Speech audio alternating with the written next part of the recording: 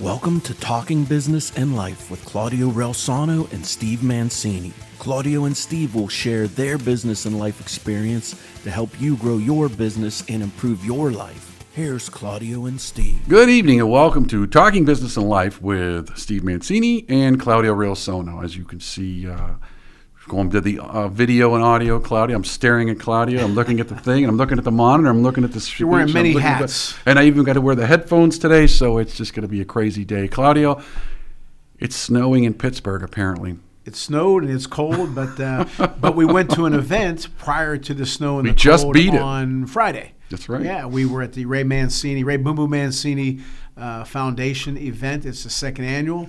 They had a lot of great boxers there this year. They had Jerry Cooney, Larry Holmes, Bronco McCart, Paulie Malignaggi, Mickey Ward, Michael Spinks, Kelly Pavlik. That's a great group of boxers, champions, all of them.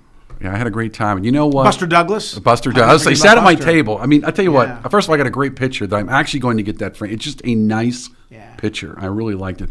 Really nice guy. Nice I mean, man. I think that was the thing, is that they were all approachable. Yeah. They were friendly. We'll sign. What do you want to sign? I mean, they were just nice guys. Yeah. I mean, I just had a great time. Obviously, good food. I mean, I would expect nothing. Food was good. I mean, But, in an Italian event, there better be good food.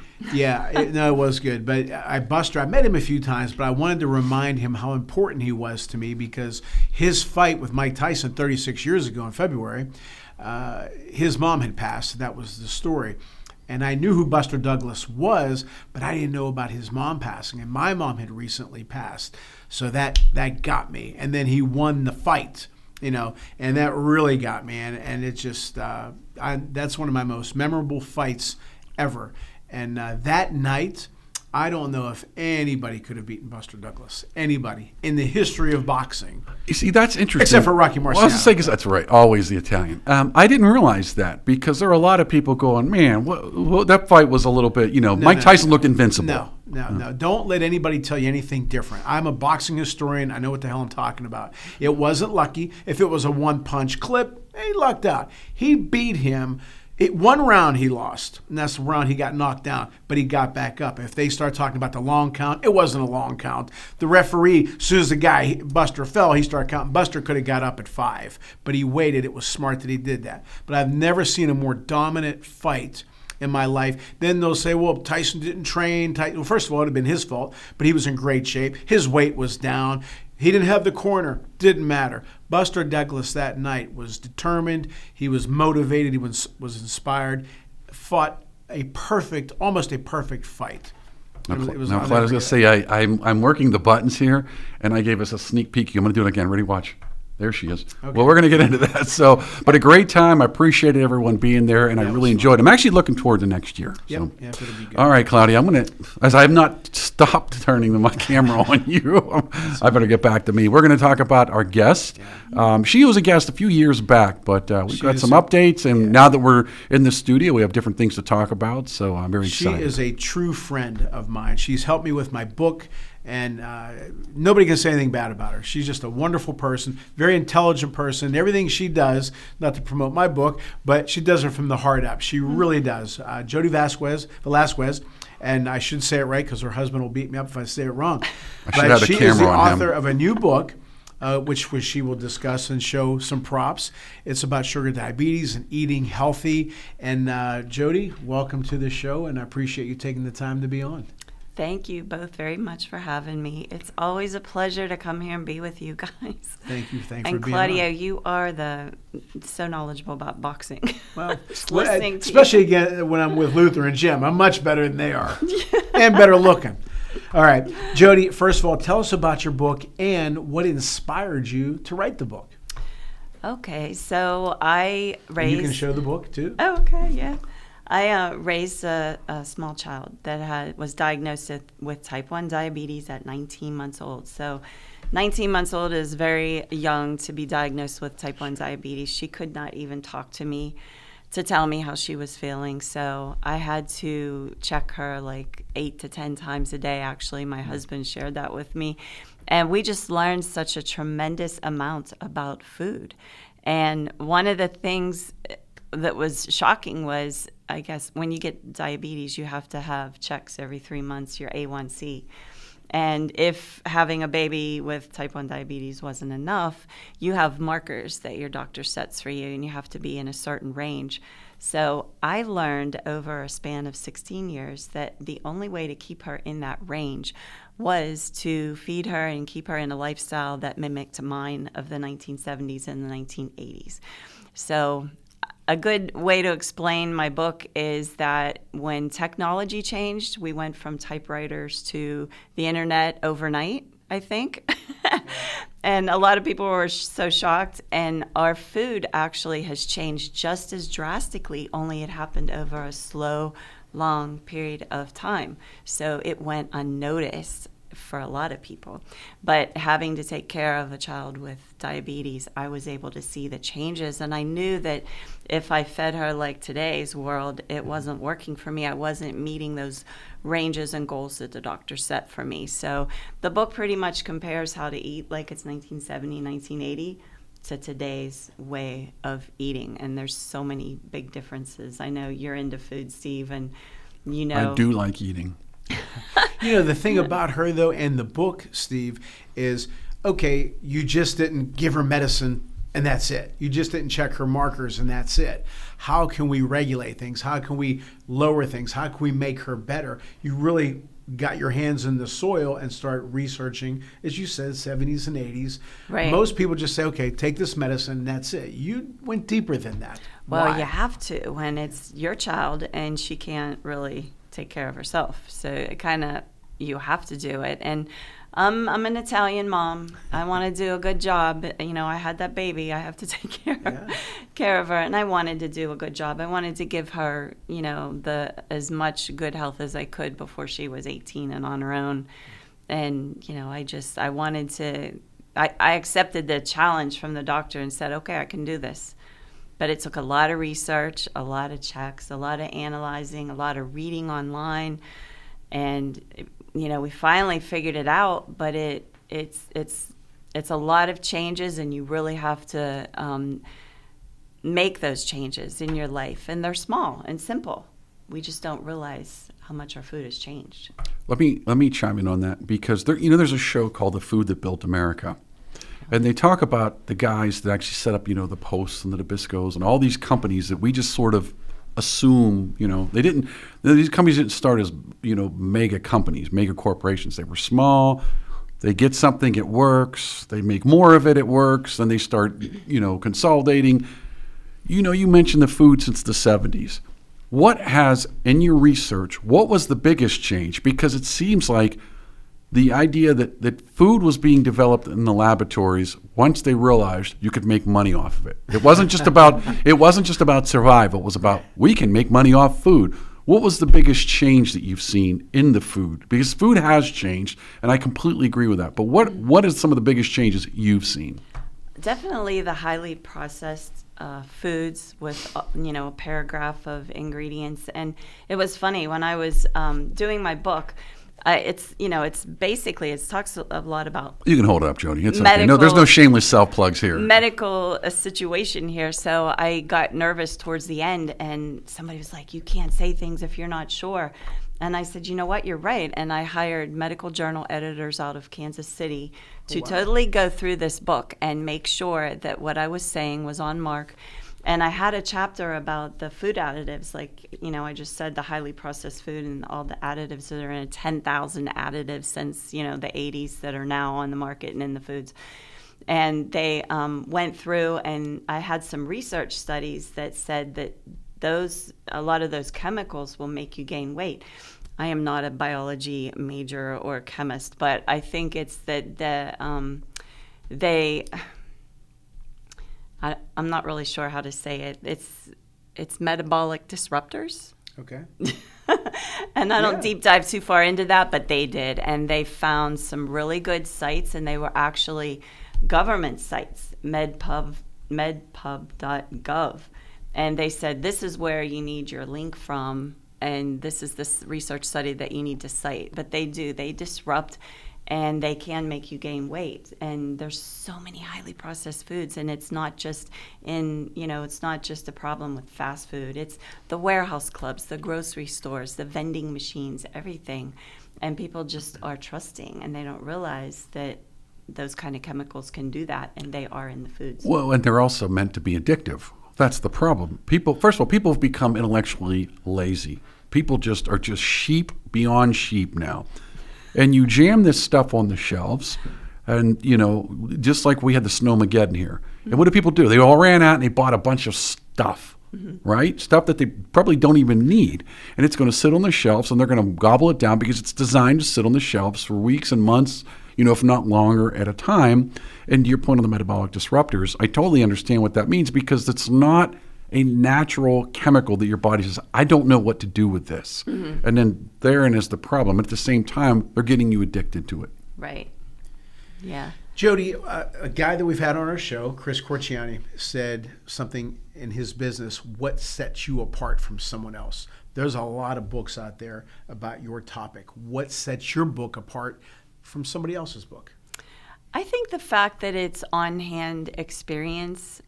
They say that some of the best teachers out there are the ones that lived it. And that really, for me, was how I learned. And it's very eye-opening. And it's not just that I wrote a book about it. I did it daily, 24/7 for 16 years. So I kept running into things and kept noticing things, and this changed and that changed. And, you asked me what the biggest change was. I said one of them was the highly processed food. But my book mentions how many changes happened over a very long period of time, and it's the increase of fast food restaurants. In 1968 there was only 1,000 McDonald's, and if you spread that across the country, you may not have had a McDonald's near you. People are like, oh my God, what would you do?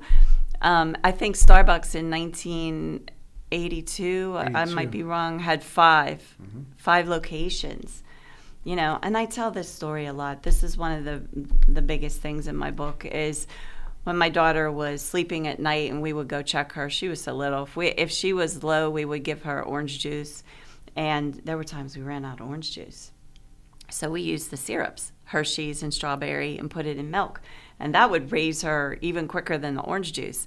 These are the same syrups that are in your liquors, that are in your coffees, that you see people at the coffee shops saying, put 3 extra pumps in. Yeah. And I'm like, no, don't do that. Jeez, my daughter bought me a bunch of those for Christmas. They're good, though. I'm not going to lie. I've reduced it down. Well, there was a time when I used to do the flavored creamer and sugar, and I realized, wait a minute, I don't need sugar in here. So now I just do the flavored creamer. I don't put sugar in mine. I just do the pumps. Well, I'm finally just doing the pump or sugar, and then I try, but I'm also leaving an active life. And I will ask you this, because you're doing your homework, and Claudia asked a good question, because there's a lot of research on this. Mm-hmm. Do you find that there are contradictions in the research? Contradictions in what research do you mean exactly? Well, I mean, when you're saying, okay, what do I have to do?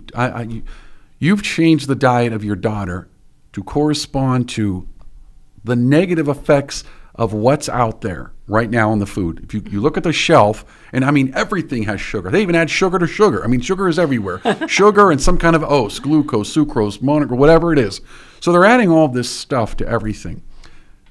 The government has been approving, to your point, the 10,000 additives over just a few decades. So when you're doing research to say, what should I be giving my kid? What should you be eating to either avoid this or treat it? Did you ever run into, well, this one says do this, and this one says don't do that, do this? Did you ever run into that kind of issue? I think that the biggest thing for me that was to my advantage that helped me be able to justify writing this book and everything was when you do 8 to 10 finger checks a day, you don't need to go online and research anything. You don't need to hear anything from anybody. The proof is right there. When you eat something like a bag of flavored tortilla chips and the numbers just skyrocket, it's like, okay, I don't need to be told twice that you shot up to like 450.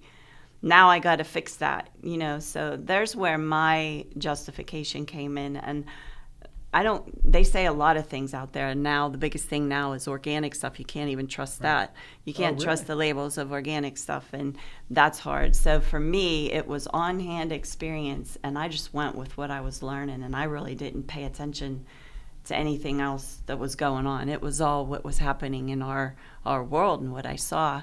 And there's a lot of things, and most of them are mentioned in the book, but like exercise and getting active and moving was all part of that too. Like if you're just sitting around and doing nothing, right? That was another thing that I saw, big red flags. Yeah, who'd have thought diet and exercise? Huh. The irony is it seems intuitive, but people would say, "Nah, you know what? I'd rather have a shot." Yeah. Oh yeah, the weight loss shots. Like I'd rather just take the shot. I can't believe. Or they have that surgery for the stomach and all that. Oh, yeah, the surgeries, too. I can't believe that, when you go to those warehouse clubs, you see all the drivers. You can tell what the drivers look like. They stick out like the guys on the airplanes that are, what am I thinking, the security guys. Right, yeah. They stick out. You can tell they have their cart and they're picking up a bunch of food and they're going to deliver it to houses. And then on the side of the warehouse clubs, they have the parking spaces where you can pull in and they'll come out and put your food in there. I was like, doesn't anybody want to walk anymore? And then they have the motorized carts that they drive around, even if they do go in. That's right. I'm like, you're not getting any exercise. None. Now, I know you have some props, which we're going to bring in after our commercial, but like with me when it comes to hitting, I teach hitting. And there's some people who may not agree with the things I teach. Meanwhile, they're very wrong, and I can prove them wrong. I mean, major league coach, I can prove them wrong in a quarter of a second. Are there people who will read your book and say, well, Jodi, this isn't right? And I guarantee you that you'll be able to prove them wrong. But have you ever had that? Have you ever had to tell a doctor, hey, no, this is the way it is? Because, like you said, you didn't just study this, you've lived it. Well, you know what? It was funny because my daughter saw a pediatrician, and when she was almost turning 18, and we knew that we were going to stop. But the doctor said to me, after so many years of like beating me up and saying, well, A1C is 7.2, it should be 6.9. It was always a negative experience going in there because you're always she was trying to make us better and better. But after 16 years, the doctor said to me, I never saw you in the ER. Maybe Jodi's right. You never really had an A1C over 8. And I said, yeah, wow. And then I was like, oh my God. I got to ask one more thing before we get a break. Being Italian, we have some crazy, Steve as well. Our families have some crazy, not recipes, but theories or whatever you want to call it to get things done, right? I'm not wording it right. Did you use anything that you learned from the past? You know what I'm trying to say? I know I didn't word that right or ask it right. Was there anything unconventional that you used that you learned from your parents or grandparents? Well, I think I do have a YouTube channel where I teach the authenticity of my mother's cooking. I teach people how to make homemade ravioli and manicotti. I think that cooking homemade, you avoid a lot of the additives. So that was definitely something that I cooked. I spent so many hours in the kitchen. It was incredible. And I still do. I cook a lot at home to avoid the chemicals and stuff like that. My mom she used to make jelly, Steve and Jodi, never used sugar. Man, it tasted sweeter than hell. I don't know what she did. The fruit. But anyway. Okay, we're going to take a quick commercial break and we'll be right back with our wonderful guest, Jodi Velazquez. Ciao, Chrissy. Your Italian got so much better. Brava. Grazie. It's because I learned the best way possible. How so? Well, I learned that with apps, grammar books, and even YouTube videos, I could only get so far. I had to immerse myself. I noticed I did best when I was in Italy visiting family. That's where my level really soared. And wow, did it work? Thanks. I became much more confident, fast. That's why I created Footsteps Through Time. It's an Italian language experience. You don't just take Italian classes, you immerse yourself in a real Italian village. With lots of fun activities and excursions, it's life-changing. I see. So, no more boring grammar, impersonal apps, just real conversations, real culture, and delicious food, of course. Exactly. I'm so excited about this. Learn Italian by actually becoming part of the local community for a week and living it. So if you've been dreaming of Italy and the language, check out Footsteps Through Time in Italy.com. Book now and join the experience. Andiamo! Thanks to Greater Pittsburgh Travel. For any of your travel needs, let Tom and the team at Greater Pittsburgh Travel know, and they'll take care of you. For more information, call 412-331-2244 or visit their website at www.greaterpittsburghtravel.com. And we want to thank the Calabria Club of Pittsburgh. If you're interested in learning more, you can find their contact information on Facebook at Calabria Club of Pittsburgh. Again, thanks Domenica and the team at the Calabria Club of Pittsburgh for your support. Hello, everyone. My name is Claudio Relsano, and I am the author of the book, Lead from the Heart Up, Not the Neck Up, How to Create a Positive Winning Culture on the Field and in the Office. My years as a head baseball coach and a general manager of a pro baseball scouting company, I know that my leadership experiences that I've included in this book will help you become a better leader. You can get the book at ClaudioRelsano.com. Speaking of ClaudioRelsano.com, you can listen to my show, The Claudio Relsano Show, where I've interviewed such legends as Mario Andretti, Dick Vermeil, Rocky Bleier, and many, many others. And I also have an entrepreneurial program there talking about my entrepreneurial experiences. So hopefully that will help you, and hopefully you will enjoy that. And also, Sports Corner, hosted by Ralph Williams, co-host with myself, Jim Frazier, and Luther Dupree Jr. We appear on 92.5 FM, 1250 AM, The Answer, Salem Radio, every Saturday here in Pittsburgh, 2 p.m. to 3 p.m. I hope you enjoy the show. I hope you enjoy all the shows, and I hope you enjoy my book. We'd also like to thank Chris Gonzalez from the Knights of Columbus. If you have any questions about joining the Knights of Columbus, reach out to Chris Gonzalez at 412-605-9074. Okay, Jodi, you have some wonderful props that you would like to show us and tell us what they are. Explain what you're going to do. Well, this is pretty funny, but one of the things I know, Steve asked me what some of the biggest changes were. And like I said, I can't pinpoint one, but I'm a speaker now. I do some public speaking, and these are some props that I take along with me just to show you how portion sizes have changed. This is my mom's Coca-Cola glass right here, and this is a Coca-Cola glass that you can buy today. So that's a pretty big difference. And this is my mom's pie pan. This is pie pan from a warehouse club today. Pretty interesting, right? And this is my mom's pizza pan. This is a pizza pan from today. Wow. This is actually the 2000s. I think I bought that in the 2000s, but quite a big. And you can see the cut marks on my mom's. I mean, she used it a lot. And this So for the folks that are watching, what she's saying is they're really fattening us up. But This Steve, is what so you cool. said, though, about they're putting something in there that's making it addictive, which is what? Taste. Right. More salt, more It's- sugar. exactly. This is my last prop, and it's so cool. My dad made this because my home was the party home where we entertained all the relatives. And this is just a cute little tray that you put the spoons, knives, and forks in, and then the paper plates. And these are paper plates from today. Wow. And they do not, I don't know if the camera's getting, yeah. They Oh, do. yeah. And that's not just one, they're all of them. These are today's paper plates. This one goes this way, but I don't think you get a bunch in there. These are all paper plates from today. I think this is the biggest one. So it's incredible how much, and that's a gradual change that we haven't noticed. And if you were born after 1990, you have no idea.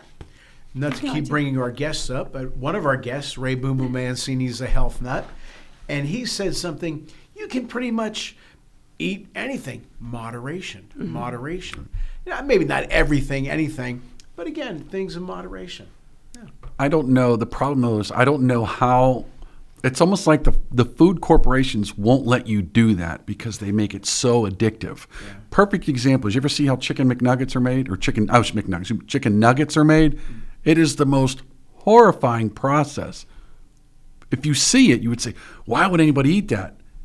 But when you eat a chicken nugget, they're so good. I probably shouldn't ask. I heard they have potatoes in them. I mean, that would be a good thing. So- I know they have a lot of other bad things. But I saw a video for how they make nuggets, and it's everything from, like, they bleach the chickens to kill anything in them. They squash it, and then they add all these Maybe we chemicals don't on, like, a like that. press, and then it's just like it's like a stamp. Because if you think put it this way, if you think the chicken is in the shape of a dinosaur, Right.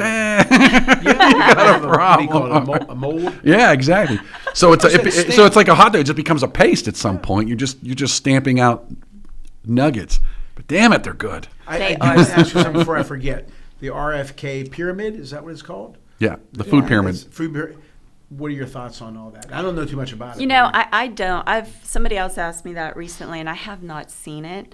But I do believe in the basic food pyramid, and I think that you should eat a lot of different things and have a lot of different things on your plate, which I know that's a thing with a lot of young people, is they're not eating the vegetables and stuff like that. They're all for the chicken McNuggets and the fried chicken and the, you know, and I think that greens are so important, and you know, your everything, dairy. I believe in the pyramid definitely, but I haven't seen RFKs. Is it a big difference? Well, they flipped it. They flipped it because what happens is the whole adage, man cannot live on bread alone. Okay, the truth is you know what satisfies you longer is protein. Mm-hmm. But to your point before, you can't even trust, you know, the whole natural meat you're eating, because you know how much did they jack that thing up with. The truth is even when you're eating healthy food, you don't know if you're eating healthy food because either the animal was jabbed up with something or it's processed. But in theory, real protein is something that will keep you satisfied longer and will actually give you more energy in the long run, which case you won't be wanting to snack all day. Right. So they flipped it for things to take into account of that. Because to your point, eating anything in moderation is one thing. And there's, you know, again, there's been studies that say, well, you should have, instead of having a couple of big meals, you should have small things during the day. And then some people say, no, you know, like the Italians, a perfect example. They wake up, what do they have? A croissant and a coffee.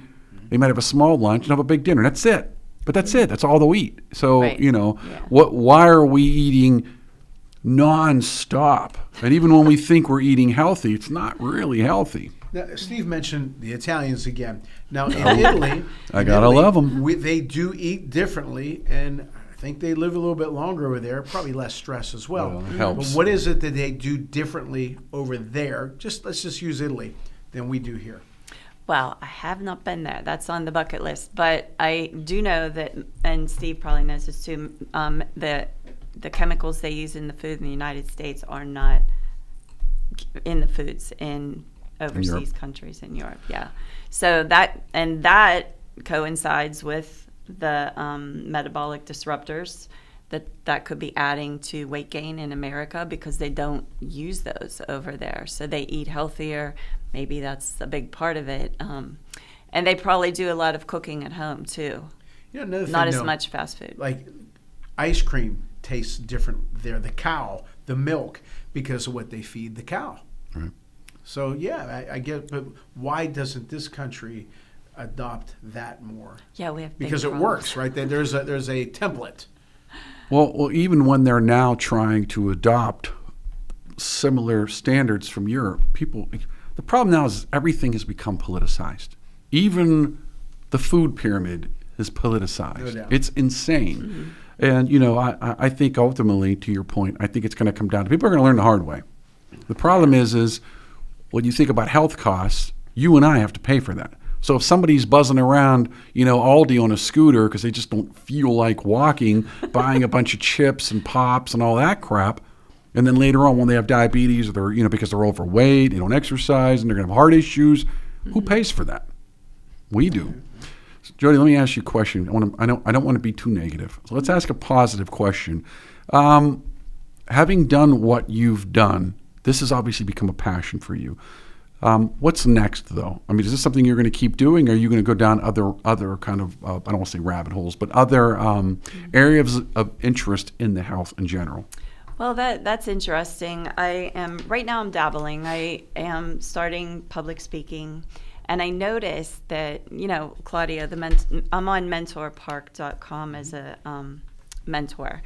And I've noticed that a lot of people, without hearing my story, are what you said before. They're quick to judge. Like, you know, how do you know this? But it's a whole 180 if they hear me speak. After they hear me speak and they hear all the good tips that I have, and I go over many of the things that are in the book, it's a different story.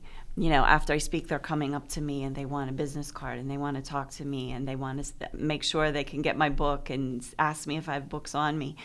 So once they hear my story, it's a whole different game. So I think I would like to continue in the speaking career to really try to help people. I mean, we're in a world of, over here in the U.S., it's bad right now. And the more people you have speaking up and helping, I see young people that are, overweight and struggling, and I talk to people all the time that have diabetes or they're diagnosed with, pre-diabetes or whatever. I would love to help them, and I think that promoting the book and trying to help them would be a passion of mine, yes.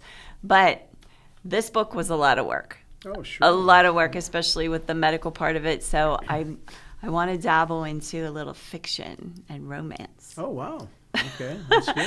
But this will always be a passion and part of me, and I will always promote it. And I would gladly speak anywhere, if people wanted to uplift their employees or, groups that they have. How about, though? How about speaking to parents?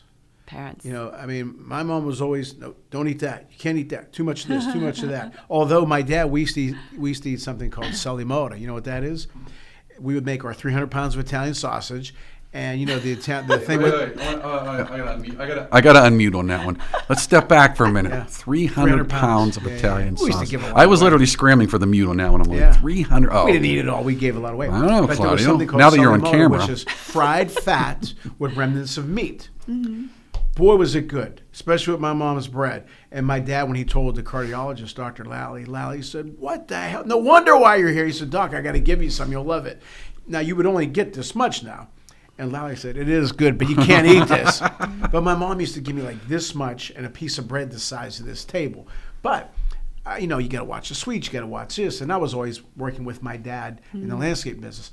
But don't you think it's a good idea maybe to target the parents to talk to the kids? At airplanes or airports sometimes you see these kids, no offense to anyone, but you'll see a kid who, has a few pounds on him. And what are the parents giving him? Candy, pop. You're just feeding the beast. Whatever they want, that's what they give them, and that's the but sad that's part. not good. No, it's And not you good. develop bad habits. But do you think that would be a good target? Definitely parents. I have tried to get into some schools, and I've noticed the schools tend to be a little closed off. Really? It's hard to get into the schools. If anybody out there has a tip on how to get into the schools, I would love to go in. Why do you think? I think that they have, as you said, General Mills and these big companies that are, providing the food, and We're not telling people not to eat.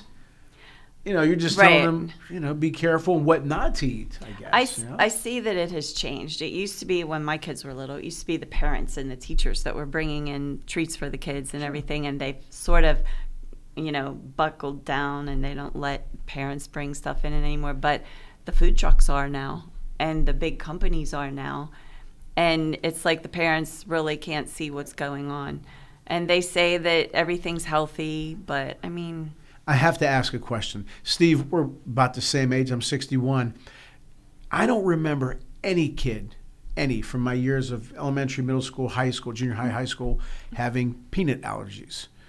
Now, You're getting Steve stay on away. the roll. Don't come close to me because of peanuts. Where did that come from? Did you know people with peanut allergies? Never heard of it. Never heard of it like the last 20 years. I just In heard fact, some of the poison things that ivy. people- That's the only thing everybody was allergic to. Some of the things but people not food. are allergic to, Right. I'm like, Well, why did that happen? How did it happen? Well, that's veering off on a different angle that I don't know. My suspicion is a lot. I think that when you eat cleaner, when you take your kitchen from a warehouse club kitchen to like a Liz Claiborne kitchen and make it like really good quality foods, you're going to eliminate some allergies, in my opinion, because that's what I saw with my daughter. When I cleaned house and started buying better quality food, I saw her allergies improve. So could it be those 10,000 chemicals? They haven't studied them a lot, not nearly enough. They don't have the capacity and the time to study all of those 10,000 chemicals. So are they agitating allergies? That's a good question. I would argue it is all about the money. They don't want to touch these things. You know, you said food trucks in school. I'm thinking, food truck in school? What the hell? Yeah. When did this, this is insane. Parked outside It's the gym all about door. the money. It is all about nickeling and diming and taking as much money off of these kids as they possibly can. Same universities, it just doesn't matter. They just want to take as much money as they possibly can. When Steve said that, the first thing that hit me was when Rune Arledge was being interviewed by Tony Kornheiser years ago on a sports show. And Kornheiser was asking him all these questions, asking him, why did you start Monday Night Football? Why at 9 p.m.? Why Joe Namath the first guy? Why this, why that? He said, I'm not trying to be short with you, Tony, but the answer to every single one of your questions is money. And that's basically what it is. But now, have you had any, what have been the reviews, the people telling you, not so much about, how you did it, the style, but have there been some people fighting back or something like that along those lines? Doctors, Oh, no, I actually have an endorsement from an endocrinologist that's in the beginning of the book. Good. She really, liked the book and she read it and liked it. I actually, the first time I gave a speech to like a large group, like 75 people, I was only 5 minutes in and I got a round of applause. Good. And that made me happy. So, you're always going to have critics. No, that's for You sure. have reviews. But if you get my book and you don't get anything positive out of it, there's something wrong. There's some great tips in there. 2 of my preliminary editors lost 50 pounds editing my book. And a friend of mine, I gave him the coffee tip, like he cut back, and he lost 20 pounds just from my coffee tip. Funny you say that, because when I did notice immediately when I cut my creamers down. I'm telling you, I noticed just cutting a few creamers out I lost pounds off of that. For me, Yeah. it was just looking at my bills. That'll do it. My daughter's college bill. I said, okay, I don't feel like eating now. But, Yeah, I understand that. All right, Jodi, let's do some shameless self-promotion. So where can they learn about you and what's next? Okay, so my book is definitely on Amazon. Hold it up. There you go. Amazon.com. It's called Know the Enemy, Preventing Weight Gain, Diabetes, and Disease. If you would like, you can, if you just Google Jodi Velazquez, or New York Post Jodi Velazquez, there's a really cool article that talks a lot about my book. You'll see it was in the May 26, 2025 edition of the New York Post. They gave me a great review. I am a mentor on Mentor Park, where you can, if you don't like reading books, you can, buy some sessions and chat with me, and I'll help you. and you got to mention the new, Times Square. Oh, yes. And this book cover and my picture were just on January 9th, were on the iconic I Love New York billboard in Times that's Square. something. Yeah. That was, my publisher entered me in the Four Seasons Book Awards, and I should say my publisher is Atlas Elite Publishing Partners. Michael and Dar, they met me there. It was amazing. They met me there, and my picture in the book were on the Times Square billboard. We took pictures. That's great. And JodiVelasquez.com. Don't forget about that. JodiVelasquez.com. If you don't know how to spell it, my last name is the same as the painter, Diego Velazquez. We have 2 Z's, no S's. So all of that. And then my YouTube channel is just my name, Jodi Velazquez, and you can learn how to make ravioli and manicotti, and we had a crepe party. So lots of good, authentic Italian cooking on there you can learn. And you can we even slid in pierogies, which is a great food for when you're strapped for money. Spend a Sunday, make like 5-6 dozen, put them in the freezer, and then you have homemade cooked pierogies or ravioli for dinners. All right. Jodi, you know what? You're the best. I love you to death. Yeah, and this is a great book because, again, you didn't write it with your fingers. You wrote it with your heart. Yeah. And you have great experience, obviously. Your daughter's doing great. And I commend you for that. And I urge everybody to go out and get it because it'll definitely help you and follow what she says. She knows what she's talking about. And I wish you all the best with the book and in life. You deserve it. You're the best. And I appreciate you. And I have to mention that my website art is from my daughter, Lana. Yeah. The book is about Marlo, and the website design. She's my designer, Lana. Yeah, I got 2 daughters. Yep. And don't forget about your husband. You got to mention him too. Yeah, he Good drove man. me because the weather's so bad. All right. Surprised he didn't fly you here. We're not going to flip the camera for the folks that are wondering what her husband looks like. Just nothing personal. All right. Well, Jodi, thanks again for being on. Thanks for having me, you guys. I always have so much fun chatting with you. Most So welcome. thank you so much. Steve?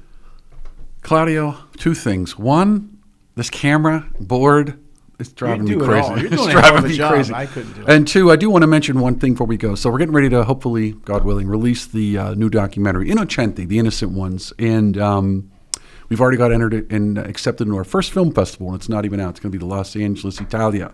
So it's a film and art festival in Los Angeles. Very excited about that.